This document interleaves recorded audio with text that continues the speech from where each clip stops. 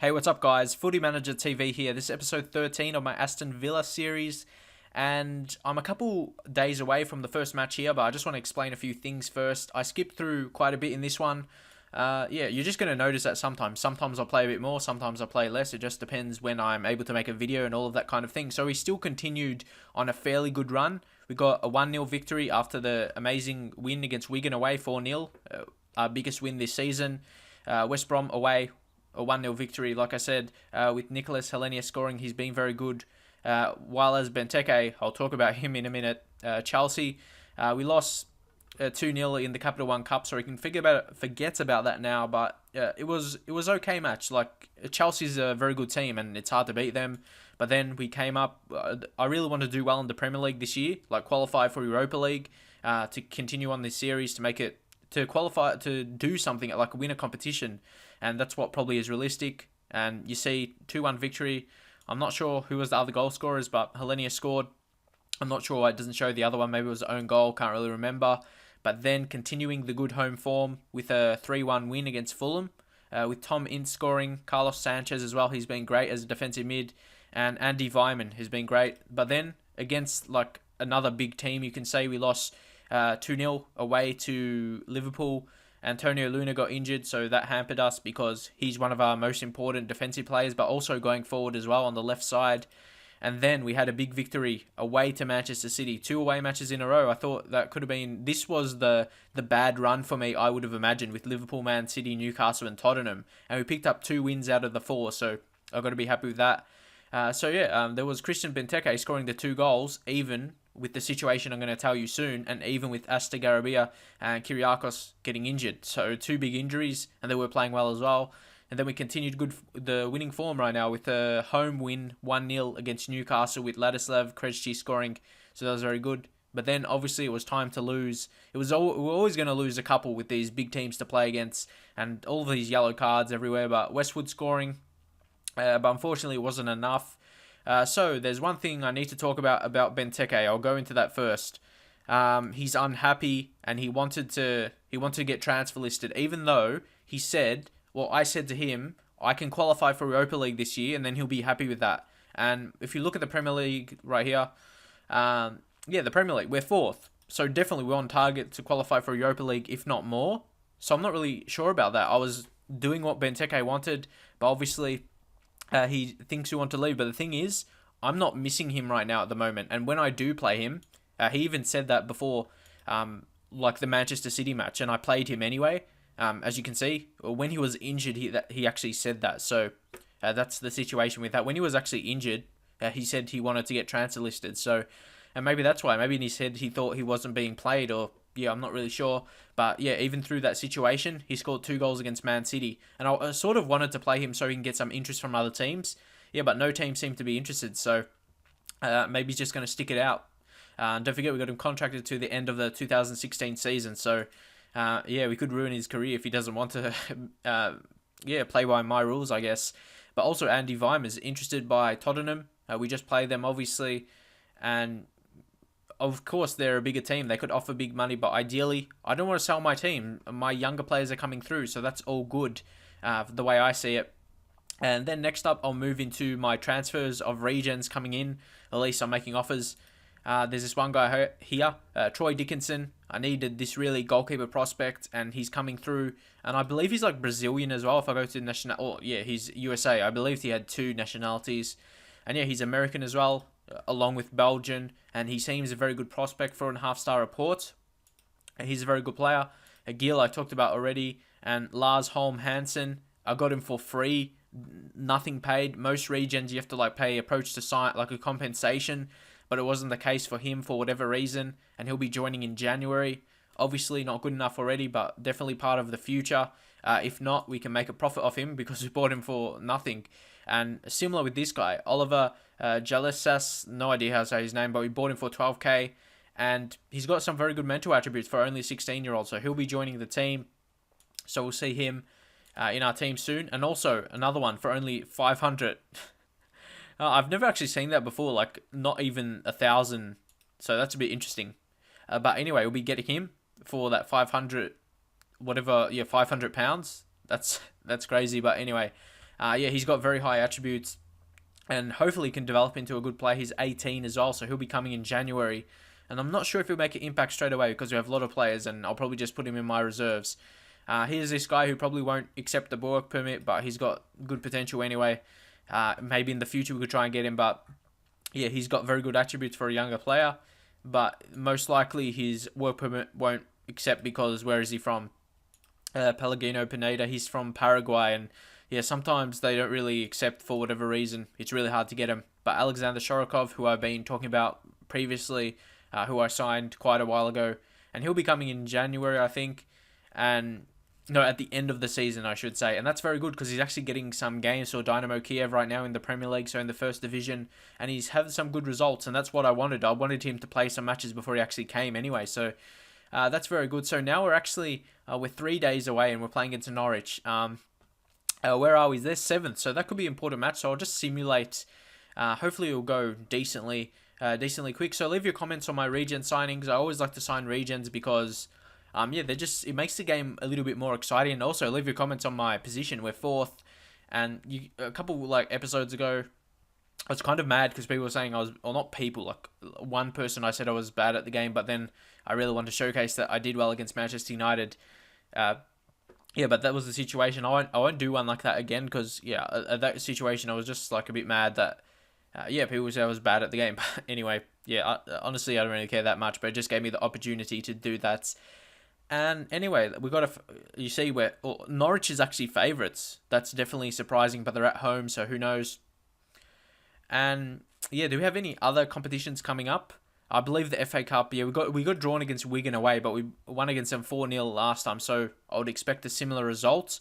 And yeah, I want to try and go for a run in the FA Cup. It's definitely more important than the Capital One Cup. But you say I could say if I didn't play against Chelsea and I won, I would say I want to do well in the Capital One Cup. So yeah, it's just all about the luck you get with the draws. And if you look at the current fixtures we have for the Premier League, we could continue going on this good run, and who knows, we could qualify for Champions League next season because we have some easy games in a row. And where are we right now? And we're 2 points ahead of Liverpool and 3 points ahead of Arsenal and Norwich. I don't really count Norwich who are playing now because, yeah, they're not really a top team. But then Manchester United, they've lost 5 times this season, including one to us. So with their current form, they're not going to be there. So we're in front of them, and we've got the good fixtures to come up. So you got Norwich could win that, so that's a 1 win potentially at least. You got Blackpool, Stoke at home, Leeds at home, West Ham, Wigan. Oh, but that's in the FA Cup, and until we play against Chelsea and Manchester United. But you see here we can beat big teams, so it's really yeah, it's up in the air pretty much. And this tactic is finally proving it's good. And like I said, Pineda, his work permit will probably not get accepted. So now I'll just move into the match because I talked about all these other things within my team. And Luna, like I said, he's suspended, so that's not good. And Esther Garabia, he's also out. So here we're going to look to, yeah, we have to do something. I think I'll bring Kieran Clark into the left back. He's been a very good player wherever I played him this season, so I can't really argue with the decisions where I've put him in. I played him in defensive mid, centre back, and left back. So yeah, he's been doing pretty well. I'll bring Clint Dempsey, but ideally I just want to play players that are doing well for me. And with Benteke, I want to play him so he plays good. Then I can maybe get some offers for him. But at least that's the way I see it anyway. I don't want to just waste him because then his value is going to keep going down. So hopefully you see the logic behind that. And his value was actually 8 million, but after he scored the 2 goals against Man City, it went over to 10 million. So yeah, that's the reasoning behind that. And hopefully you actually understand that. And that's why I did it. And now we're trying to find a defensive mid. I'm going to bring Carly in here. He's decent. But let's see, is he good defensively? He's got 11 tackling and 10 marking. And yeah, I suppose that's decent. He's got good aggression, which is very important for a defensive mid. So we'll see how he goes there. But is someone else a better prospect there? Tassone, maybe? He's a bit more experienced player. I think I'll bring him back to there and bring Carly into the midfield because he's still got some decent potential to be good. But I'll rest Carlos Sanchez. He's been playing heaps of matches for me and doing definitely a good job, as you can see, with a 7.42 rating. Really insane free transfer with him. Andy Vyman, going to give him a chance. Same reason. He's wanted. Might lift his value up and see what we can get as a transfer. Krejci, I'm going to put on Ince because he's on good goal-scoring form. But I'll put him on the right side. He does better on that side because he cuts in for his left foot. Anyone else is not no, everyone, yeah, everything looks decent for the team. The defense strong. Guzan's been fantastic this season, 7.25 rating. But yeah, I'll move into the match. Still starting Benteke, even though he's transfer listed by request. But the thing is, if I keep playing him, even though he's transfer listed by request, the thing he might want to get off the transfer list. So that's another reason. Because if I just left him out of the squad, they'll be just forfeit. Like he would want to leave for sure and never want to stay again. But if I play him, he might want to stay. So here, I'm just going to show you what I do. I basically do all strikers or wide players. Okay, okay, we'll try this again. Yeah, all the strikers and wide players, and of course the wing back or the fullbacks, I count them as wide players as well. So, and of course attacking mid, you got to be careful of that. Then do tight marking, and show onto weaker foot. That's what I've been doing in the last month or so, and you can see that with wins against big teams. And you can see Ron Vlaar, he's been insane this season, 8.01 rating. He's been like amazing as a central defender. Anyone else really high? Again, Kieran Clark, like I said, he's been great. And Tassone, all those midfielders, I think to me that's the difference. The midfielders got Tassone and Carlos Sanchez, who I need to rest in this match, they've been the free transfers for us. Two really good centre mid free transfers. I suppose Sanchez has been the defensive mid, but yeah, you get the idea. And with Ashley Westwood already a very good player, and he was demanding interest from Arsenal in the pre-season, it makes a really good midfield three when they're all playing. But of course, you got to rotate your team. And Cully, he was another free transfer. So I always like the free transfers. There doesn't seem to be like as good free transfer this season, but I'll focus it more maybe in January or something. But yeah, I actually have a Barca series I'm doing currently. Not a series, just like I'm going to show highlights and stuff. If you saw one video I did, so I'm not sure if because I had to change the skin. I won't talk about it, but yeah, it was just more better to do. And actually, this match I'm on counter. I'm not sure if I'm going to go on control to change that up. You see, I've been changing it from overload to attacking and just mixing it around to see what's best. But here, Andy Vyman, can you put it in? No, I just changed my tactic there, so I don't think anything is going to come of it. But yeah, who knows what might happen. They've got some players on the attack here, so we've got to be careful. Beric here, hopefully they score early. So, of course, when the opposition score, I just go back to overload. But don't forget, we're playing away, so the opposite team we play against is expected to do well. And don't forget, Norwich is favourite, I should say, in this match. But of course, I'm definitely not giving up because we're scoring goals fantastically recently. So I'm definitely not giving up. Benteke had the chance there, and Ruddy made a good save on that occasion. So some chances early for both teams, and unfortunately we couldn't really take advantage of it. But Ince, who knows what we can do here? But we really... Oh, I thought that might have been a penalty, but it wasn't. Another mistake in the Beric. I'm not sure who this guy is, but he seems to be doing well early. Pilkington getting in. Need to defend this well. Just push him out. Tassone, he really should have made the challenge there, but Lowton cleared it in the end. And I'm playing on key highlights because I just want to get through it fairly quickly. And yeah, that's the best thing for me because I'm not sure what the main reason is. But I'm going to be playing this until FIFA 14 is out, or the demo sort of. I'm not sure if I'm going to keep doing it until the demo. I mean, after the demo is out, because I'm going to do a lot of things within FIFA. But if there's like a lot of good comments about it, I may do it. But yeah, I just got to see what is the current situation. And Snodgrass, he's going to score. Oh, he had a really good chance to score. It could have been 2-0. It would have been really, really hard to come back. But hopefully we can not concede another goal. Then I'll just go with a good halftime team talk, and that usually changes it around for me. And yeah, I kind of get disappointed when I lose when I do a live game, because when I don't do it live, I get a lot of good results. But I suppose it's just the luck of the draw. But don't forget, Norwich are actually doing really well, so I can't really make excuses. I'm just going to say I expect to see a better showing from them in the second half. And you see, basically every single player gets fired up, so that's definitely good, apart from Matt Lowton at right back. But he's an experienced player, he knows what to do. He knows what I want as a manager. And yeah, that's what happens when you rotate your team. Maybe results don't go your way and all that kind of thing. But yeah, I still think we have a chance to come back, because I've seen these kind of matches before that I've played this season, and it hasn't definitely been the end when we conceded first. But if we concede here, another chance. I'm not really looking confident in this match. That's the thing. Like, my team is not controlling the match.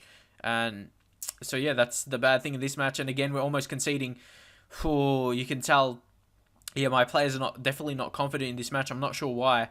If you know why the reason that is when you notice your team is not getting the better of the game, You see how I'm playing in this match. Norwich are kind of creating the better chances. What do you think it is? It's definitely not I'm playing on attacking or whatever, like people say sometimes, but I'll just focus on the action here. Benteke, Carly, fantastic play. See, honestly, that deserved the goal to me. Benteke has been decent in this match from the chances I've seen from him. He's done well. He got the shot on target earlier and created a good chance there for Carly, but Vyman was offside then. And yeah, they're going to get... I'll just wait to see if I need to make a sub.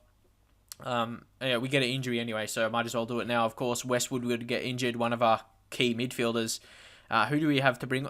Dempsey. To me, Dempsey... Oh, but Al-Madi, he's got... And Cully and Al-Madi, they're from the same country, so hopefully they can go well together. Benteke hasn't been a good match for him. I'm going to bring on Hellenius. He's been great goal-scoring form for me. Kieran Clark, we had really no other options at left back, but to me, he's not going to win the game for us. That's what I want someone to come on to do. So it's really the man for that for me would be Agbognahor. I'll bring him on for Ince. He isn't doing that great. Unfortunately, I'll just say no pressure. Usually no pressure, it gets a good result. If you see, especially on younger players, but someone for Agbognahor, I'll say I have faith in him. Yeah, nothing happened there. But anyway, usually older players, yeah, when you say no pressure, it doesn't really affect them. It affects more for younger players, as you can see there. But I guess Amadi is an older player, so yeah, to me, it's just a flip of the coin sometimes. So here we're playing on as attacking as we can, so I just gotta, wait and see what happens. I wouldn't be too disappointed if we get a draw, but if we concede here, that definitely won't happen. Snodgrass, Vlad defended. He's, Beric, I'm not sure who this guy is. I'm going to have to check it out. He scored 2 goals in this match, and Robert Beric, he's a striker, I would imagine. Okay, I'm trying to kick him here. 22. So this guy scored 2 goals against. He seems pretty average for a Premier League level player. So, yeah, I'm definitely not sure. Definitely wouldn't expect him to do well against us, but you get that in the game. And yeah, it's going to be a disappointing result here, but still, it's really hard to say. We had to take Sanchez off because his condition. He's really important defensive mid for us, and we didn't have our best left back. Yeah, and 2 injuries in the match. So you get those results in the game. You're never going to dominate a whole season. I'm just going to say I'm not happy. It'll keep the morale decent. Vla, just keeping his morale up. He'll be a key for us, even though he got injured. Hopefully it's not a long-term injury.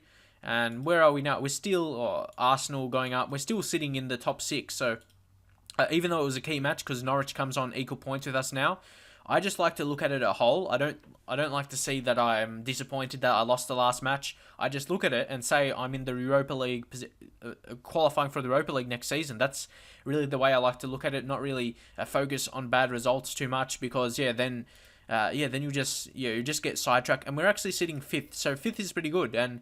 But to me, the danger thing is Manchester United, I should say, are below, and you would really expect them to start getting some wins. So I thought I would really get a win there. And Westwood getting injured for some weeks. And yeah, you get those matches really in the game. So I think after you get a bad result, this is what I do. I change the training and then I'll change to attacking movement because we weren't looking good. And then fitness, the fitness has been doing well for me because I haven't got heaps of injuries. Well, I picked up a couple now, but previously to that, we weren't getting too much. So to me, and it makes players do well in training, at least what I've seen. You see, Krejci, has he improved? Yeah, he's improving in training a little bit. So, yeah, that works well for me. So, hopefully enjoy this episode. Unfortunately, we couldn't pick up a win. But hopefully you can focus more on the results we've got previously. Because we had a tough run of, I reckon these 4 matches right here against really top teams, it would have took a lot out of our players, which resulted to the injuries. So, yeah, it was always going to be hard going to away match to Norwich, who are on very good form.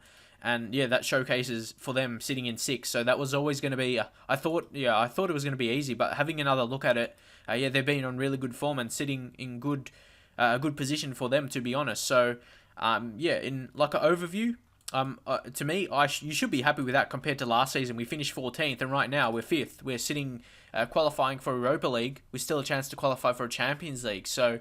But the thing is, it's really hard to expect Arsenal, Chelsea, Tottenham and Man City to drop points. They're all the big teams. It's really hard to break them all down, to be honest. So, yeah, there's really a top 6 or 7 that's hard to break down. That will be of Manchester United, Liverpool, Arsenal, Chelsea, Tottenham and Man City.